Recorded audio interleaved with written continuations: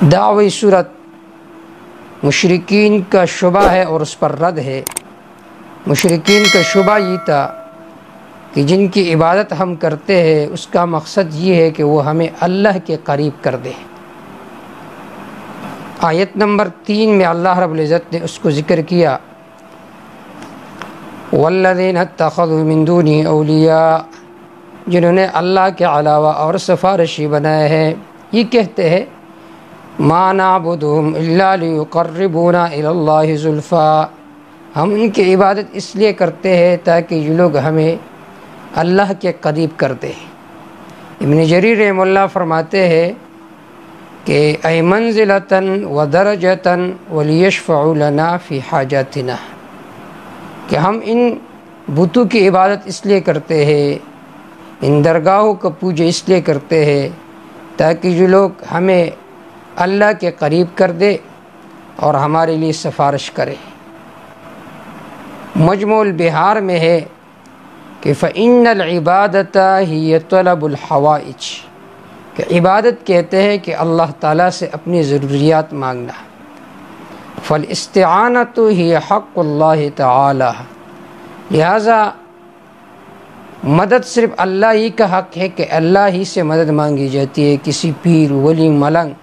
کسی قبر کے پاس جا کر ان سے مدد مانگنا یہ جائز نہیں ہے، بلکہ شرک کا عقیدہ ہے۔ ابن کثیر رحمہ اللہ نے اس روایت کو ذکر کیا اور امام مسلم رحمہ اللہ نے بھی اس روایت کو ذکر کیا کہ مشرکین کہتے تھے لبیک لبیک اللہم لبیک لا شریک لک، اس کے بعد کہتے تھے الا شریکا تملکہ وما ملک،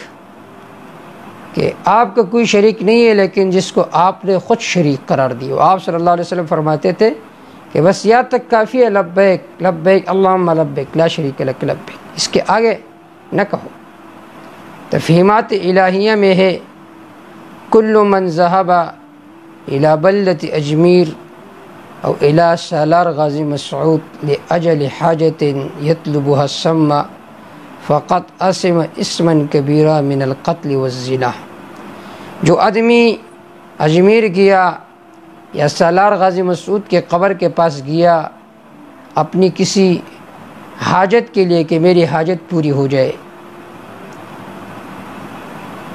تو فقط اسم اسما کبیرا، اس نے بہت بڑا گناہ کیا، من القتل والزنا، قتل اور زنا سے بھی بہت بڑا گناہ ہے۔ فتاوی مصریہ میں ہے من ظن ان الدعاء عند القبور افضل من الدعاء فی المسجد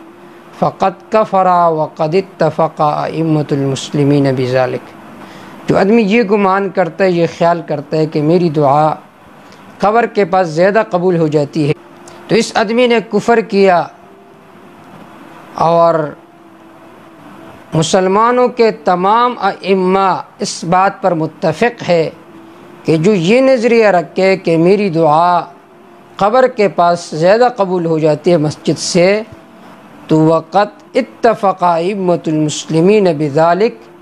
تمام مسلمانوں کے ائمہ اس بات پر متفق ہے کہ اس آدمی نے بہت بڑا کفر کیا۔ تو اس صورت میں اللہ رب العزت نے مشرکین کی اس بنیادی شبہ کو ذکر کیا کہ وہ کہا کرتے تھے ما نعبدہم الا لیقربونا الی اللہ زلفا، ہم ان کی عبادت اس لیے کرتے ہیں